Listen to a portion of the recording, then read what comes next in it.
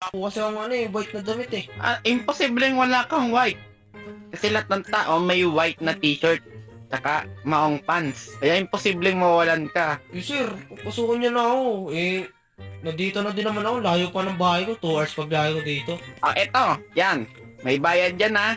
1.5. Sir, 1.5.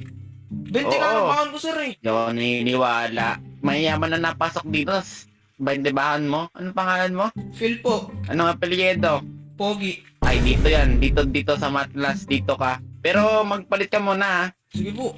Ops. Bawal tumakbo. Ano ba yun? Pati pagtakbo bawal. Hoy, huwag kang maingay. Grabe na talaga tong school na to.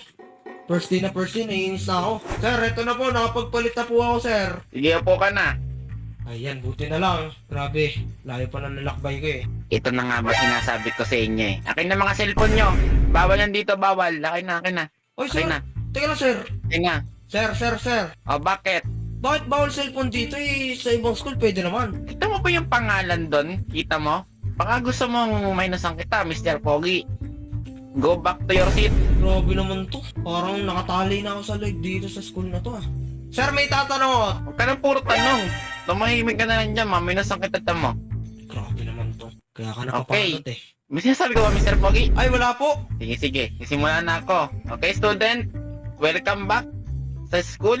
And sa mga transfer dyan, welcome dito sa school namin. At sa mga hindi nakakaalam, ito ay strict school. And ang una na natin na yung rules. Hindi na yung pangalan, mamaya na yon.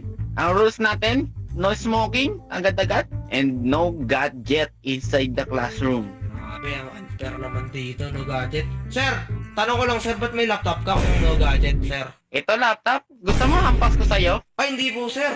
Hindi po, sorry po. Tumahimik ka na lang dyan. Tumahimik ka na lang.